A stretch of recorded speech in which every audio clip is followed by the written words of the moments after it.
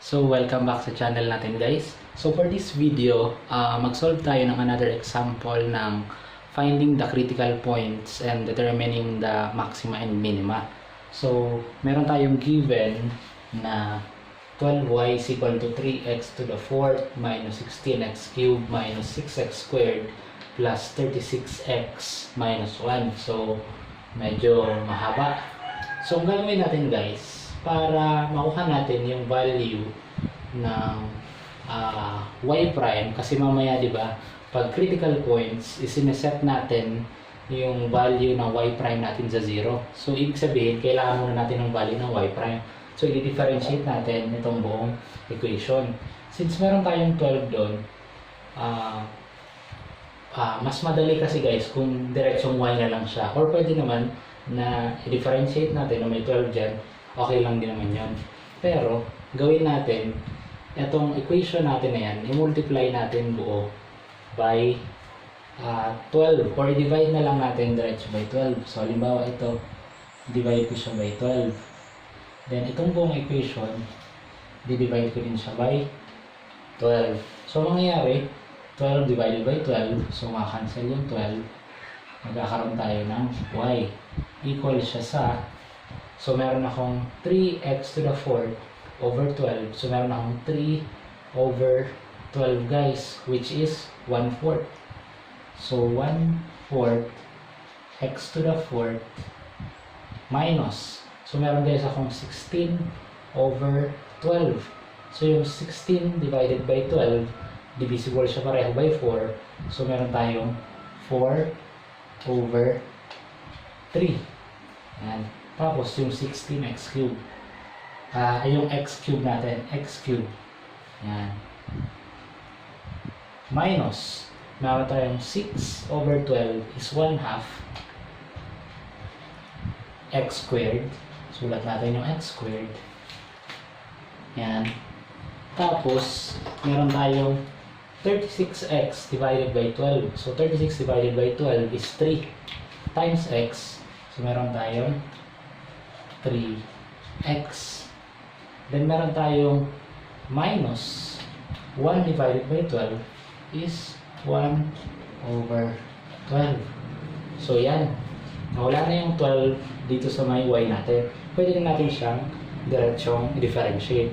So, derivative ng y natin is y prime. Equal siya sa 1/4. Yan, 1/4 case times derivative ng x to the 4th, which is alam natin na 4 kasi ibababa natin yung exponent, then sulat natin yung x, tapos meron tayong 4 minus 1 is 3, so meron pa tayong cube dyan na exponent, and then times derivative ng x, which is 1, so hindi na natin lalagay, minus, sulat ulit natin 4 over 3, ito, copy lang natin, times derivative ng x cube, na alam natin derivative ng x cube is 3, ibababa natin yung 3, x, then 3 minus 1 is 2 squared, times derivative ng x natin, which is 1, so hindi na natin susulat, minus 1/2. So yung 1/2 times natin ang derivative ng x squared, which is alam natin derivative ng x squared ay 2x, then 2 minus 1 is 1. Hindi na natin lalagay kasi alam natin ang exponent ng x na yan ay 1,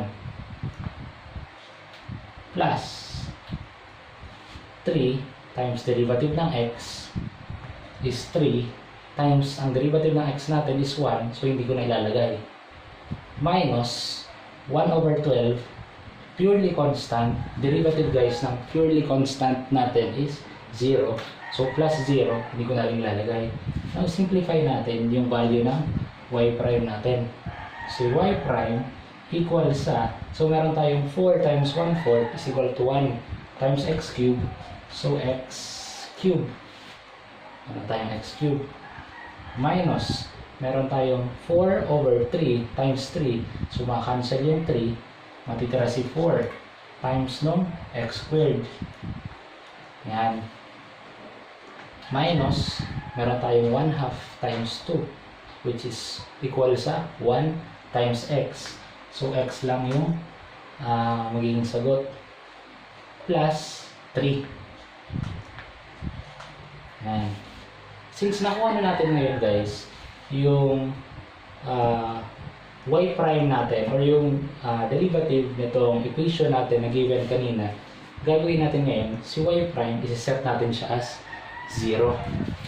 So, meron tayong x cubed minus 4x squared minus x plus 3 equal sa 0. So, yan. Now, ang kailangan natin gawin guys is kunin natin yung critical values of x. So, dito, kailangan isolve natin yung factors para makuha natin yung roots. Kasi yung roots, yun yung critical values of x. So, meron tayong cubic equation dito. So, para mag-solve ng cubic equation, gagamit tayo ngayon ng calculator. Kasi kapag minanamano natin, or meron kasi tinatawag na synthetic division, which is mahuhula tayo ng possible na factors niya, medyo matatagalan tayo. So, gagamit na lang tayo ng calculator. So, sa calculator guys, kung ang gamit nyo din ay Casio 991 or 570, walang problema. Punta lang tayo sa mode. Pindutin natin tong mode. Then, pindutin natin yung equations, which is number 5. Tapos, since meron tayong cubic equation dito, kasi degree 3, ito. Ang pipiliin natin guys is yung number 4. Kasi yun yung cubic equation natin. So, pindutin natin yung 4. Tapos, meron tayong A, B, C hanggang D. Ang gagawin natin guys, i-input lang natin yung numerical coefficient ng ating function. So, dito, yung A natin is yung coefficient ng x cube, which is 1. So, input natin 1, tapos equals. Tapos, dito guys, yung B natin is yung numerical coefficient ng x squared, which is negative 4. So, input natin negative 4, tapos equals. Then, yung C natin guys is yung numerical coefficient ng x, which is negative 1. So, minus x yan, may 1 tayo dito, kaya negative 1 equals. Yung D natin guys, siya ngayon yung constant, yung walang kasamang variable, which is 3. So, pindutin natin 3 equals. Automatic guys, sabi ko kanina or sa previous video natin, kung ilan yung degree or kung anong klase equation siya, for this instance cubic, yun din yung factors and yung number of roots na dapat makuha natin. So, dapat merong tatlong values of x na makuha tayo. So, pindutin ko na yung equals. So, kino-compute na ngayon. Yung unang value natin ngayon guys ng x, critical values for x, hindi siya sakto. So, lumabas dito sa akin, x sub 1, so lagay natin dito, x sub 1 equal siya sa 4.06. Hanggang 2 decimal lang tayo. Gamitin natin hanggang 2 decimal lang. So, 4.06. Yan. Yung pangalawang values ng x natin, pindutin lang ulit natin yung equals. So, yung x sub 2 natin dito is 0.8275. So, gawin na lang natin 0.83. Yan. 0.83. Yan. Then, yung pangatlong value ng x natin, which is x sub 3, pindutin lang ulit natin yung equals. Negative 0.8919. So, gawin na lang natin negative 0.89. Negative 0.89. Yan. Since hindi exact yung mga value natin guys, pag sinubstitute natin siya dun sa equation natin, gagamit tayo ng calculator. So, gagawin natin, since meron na tayong nakuhang tatlong critical values, i-substitute natin kada critical value of x dun sa ating original na equation. So, okay lang kahit dito natin siya i-substitute. Yan, kasi ang kailangan lang naman natin makuha yung value ng y kapag ang value ng x is yung given truth. So, when x is equal to, susubukan natin itong una. When x 4.06 equals sa 4.06,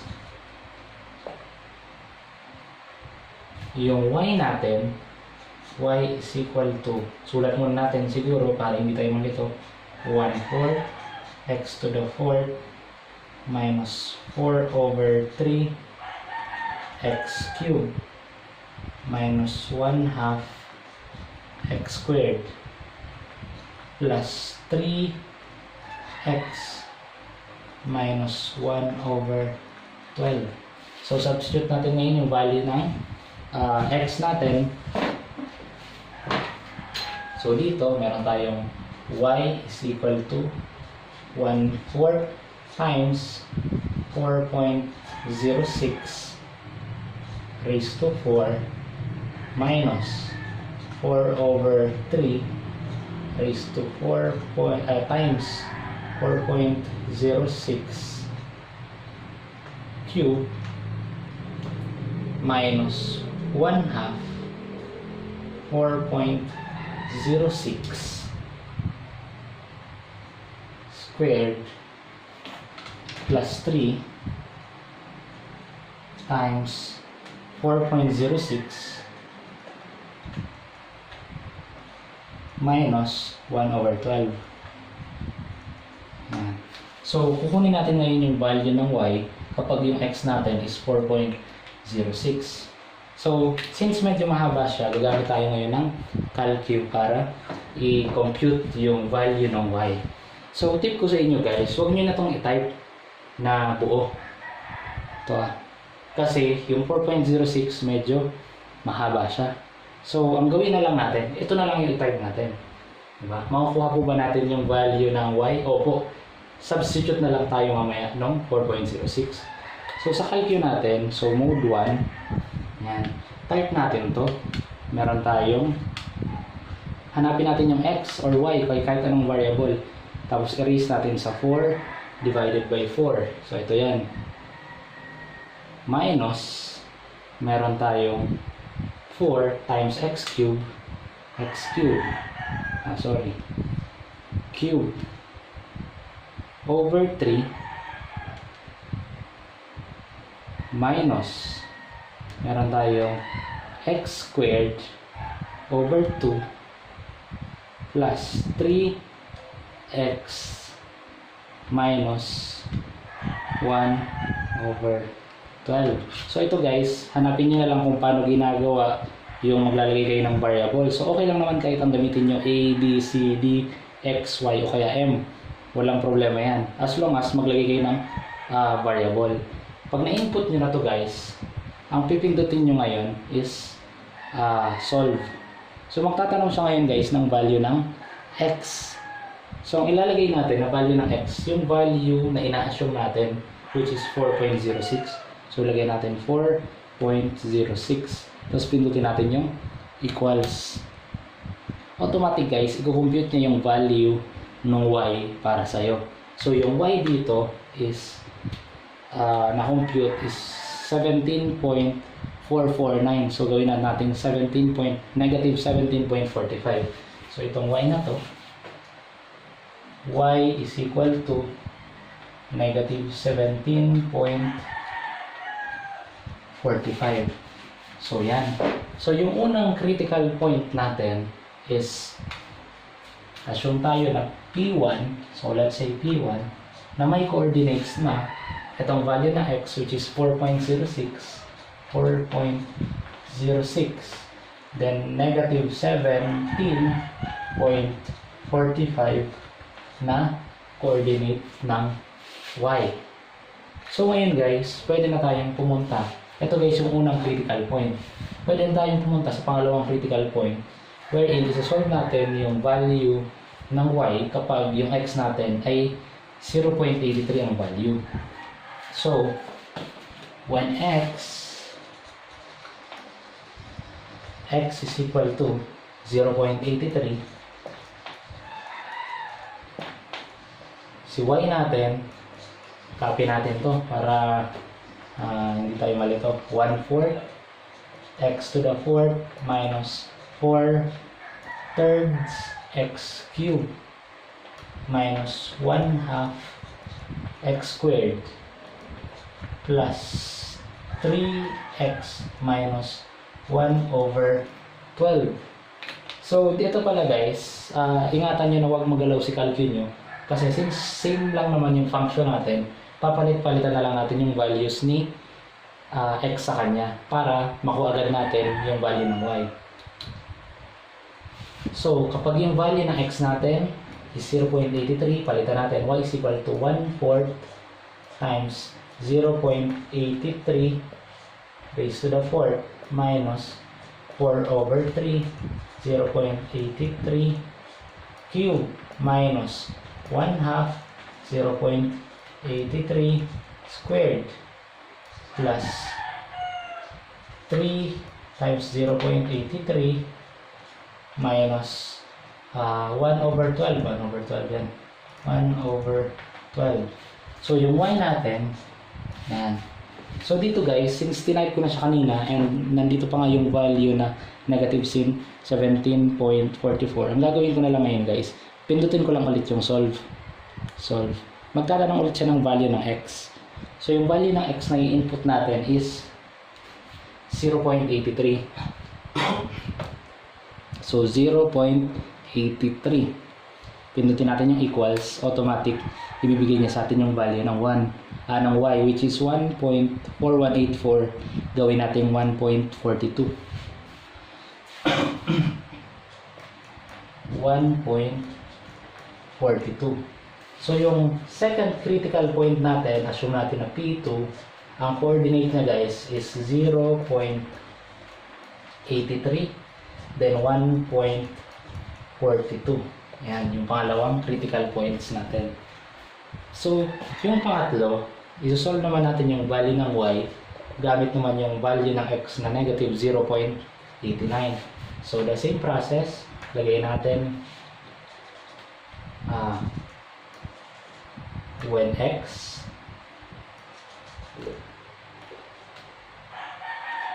is equal to negative 0.89, yan, sulat natin to, y is equal to 1/4 x to the 4th minus 4/3 x cubed minus 1/2 x squared plus 3x minus 1/12.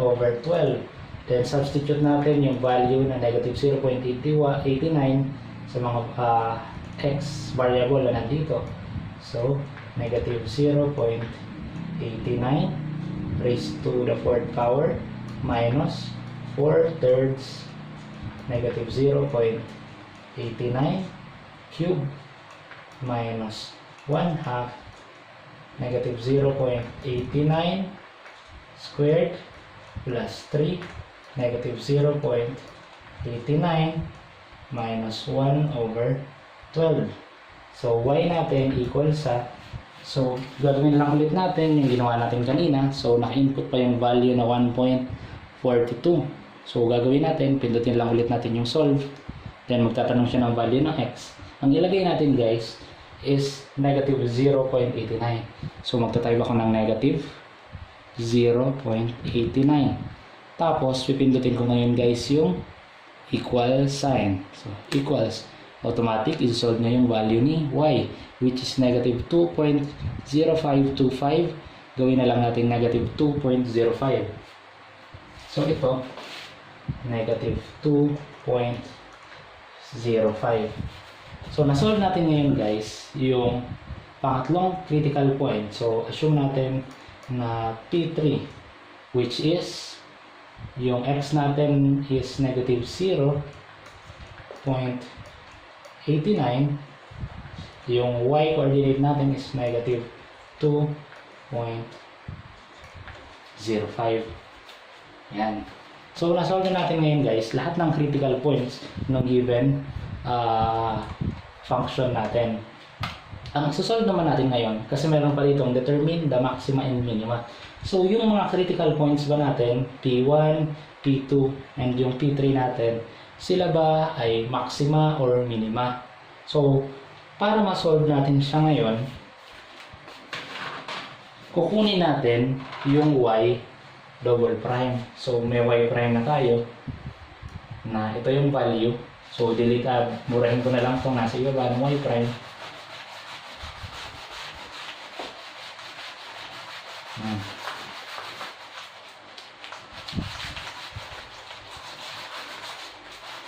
Tapos guys, lahat ng critical points, ililista ko na dito sa taas para burahin na muna natin to.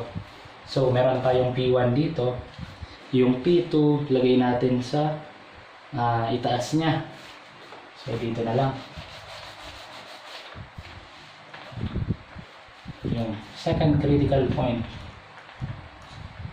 which is 0.83. Tapos 1.42. Then yung P3 or yung pangatlong critical point, lagay natin dito. So P3 negative 0.89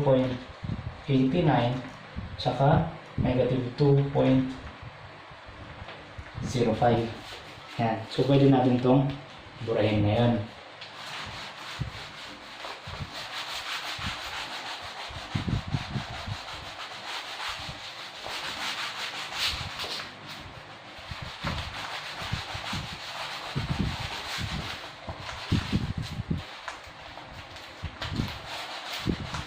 Ayan. So, para ma-determine natin ngayon guys kung yung given critical points ba natin is maxima or minima, kailangan kunin natin yung second order derivative ng y natin, which is y double prime. So, para madali, yung y prime natin, i-derivative ulit natin siya. Yun na yung second order derivative ng y. So, derivative ng y prime is y double prime. So, y double prime equal siya ngayon sa, derivative lang ulit natin to. Derivative ng x cubed is 3x squared, yan, minus 4 times derivative ng x squared, which is 2x, minus derivative ng x, which is 1, plus derivative ng 3, which is purely constant, 0. So, si y double prime natin ngayon guys, equal siya sa 3x squared minus 4 times 2, 8x minus 1, wala na yung 0. So, ang gagawin natin ngayon guys, kada isa ng critical point natin, i-substitute natin sa value ng y double prime. Para malaman natin kung yung point ba na yun ay maxima or minima, yung test natin, di ba? Sabi, kapag yung value ng y double prime natin is less than 0, yung point natin, P, yung point is, yung P is point. Yung point na gagamitin natin is maximum. Kapag yung y double prime natin is greater than 0, P is minimum. Tapos, kapag yung y double prime daw natin nagsakto na nag-equal sa 0, yung test daw natin nag-fail.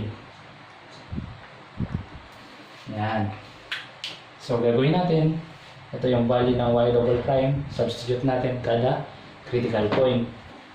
So, rewrite natin dito, y double prime equals sa 3x squared minus 8x minus 1 at point, unahin natin itong P1, 4.06 tapos negative 17.45 yung y double prime natin equal sa, substitute lang natin yung value ng x tsaka y natin dito. Since wala namang y, yung value ng x. Alin yung x? Itong x coordinate. So x, ito y. So meron tayong 3 times value ng x na 4.06 squared minus 8 times value ng x na 4.06. Yan. 8x minus 1. Yan. Then, ika-calculator natin yung value niya ngayon. So, ang gagawin ko guys, yung gaya nung ginawa natin kanina, ang itatype ko na lang is itong value ng y double prime. Since, ang papalitan lang naman natin all throughout is yung values lang naman ng x. So, type natin dito. So, delete natin yung kanina. Lagay lang natin is 3x squared minus 8x since equal na agad sa y double prime. 3x squared minus 8x minus 1. Tapos, pindutin natin yung solve. Magtatanong siya ng value ng x. Ang i-input natin is 4.06. So, 4.06. Then, equals, bibigyan niya sa atin yung value ng y double prime, which is, sabi dito, 15.9708. Gawin na lang natin na 15.97. Now guys, since nakakuha na tayo ng value ng double prime, y double prime, is titingnan na natin ngayon kung siya ba ay maximum, minimum, or nag-fail ba yung test. So sabi, kapag yung y double prime natin is less than 0, maximum, greater than 0, minimum, meron tayong nakuhang value na 15.97. Siya ba ay less than 0 or greater than 0? Alam natin na 15.97 is greater than 0. Therefore, yung point 4.06, sorry, so 06 at saka negative 17.45 yung coordinates is minimum or a minima. Yan. Next, ito naman tayo sa second critical point natin. So the same, sulat lang ulit natin, y double prime is equal to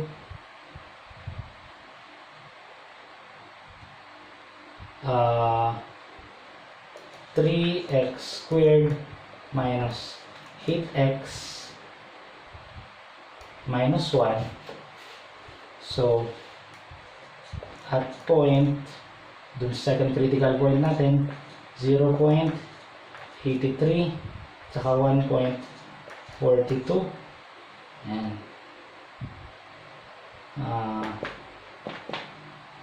Y double prime is equal to, substitute natin yung value ng x. Ito yung x, ito yung y.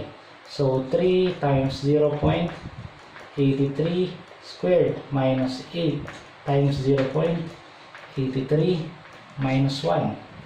So, si y double prime natin ngayon guys, equal sa yung kanina. Yung value natin is 4.06. Papalitan lang natin ng 0.83. So, lalagay ko dito 0.83 and pipindutin ko yung equals. So, yung value ng y double prime natin is negative 5.5733. Gawin na lang natin negative 5.57. So, yung negative 5.57 ba ay less than or greater than or equal to 0? Alam natin na ang negative number is less than 0 kasi nasa left side siya ng number line. Therefore, since yung negative 5.57 is less than 0, yung point natin na 4.06 0.83 pala.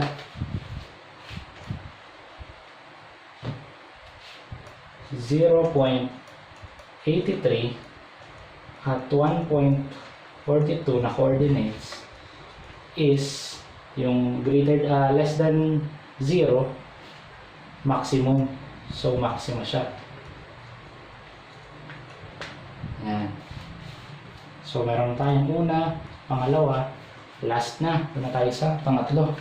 So, pwede natin ngayon to guys na murahin.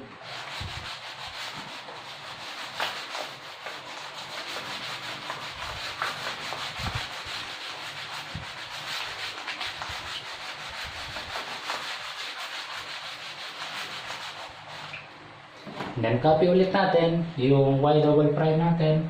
Y double prime equal siya sa 3x squared minus 8x minus 1 at point natin na may coordinates na negative 0, 0.89 at saka negative 2.05. Ang value ng y double prime natin is equal to 3 times negative 0.89 squared minus 8 times negative 0.89 minus 1. So, y double prime is equal to, so gaya kanina guys, gagawin lang natin, pindot natin yung solve. Then, tatanong siya ng value. Ang input natin is yung value ng x natin, which is ito. Ito x, ito y. So, lalagay tayo dito ng negative 0.89. Then, pindutin natin si equals. Automatic, ibibigay niya yung value ng y double prime. Nakalagay dito, 8.4963. Gawin na lang natin 8.5. So, 8.5. So, nabura ko kanina. Yung test natin, kapag yung y double prime natin is greater than 0, yung point natin is minimum. Kapag yung y double prime natin is less than 0, yung point natin is maximum. So, ang 8.5, siya ay greater than 0. Therefore, since greater than 0 siya, yung critical point natin na negative 0.89, saka negative 2.05, since meron tayong y double prime na may value na 8.5 which is greater than 0, siya ay minima.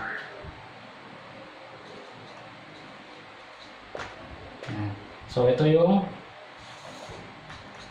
tatlong values ng critical points natin, tapos kung sila ba ay maxima or minima. So, sa next video guys, try natin mag-solve pa ng more examples ng locating the critical points as well as determining the maxima and minima. So, for this video, ito na lang muna. Thank you sa panonood and I'm hoping na marami kayong matutunan. Stay safe guys and God bless.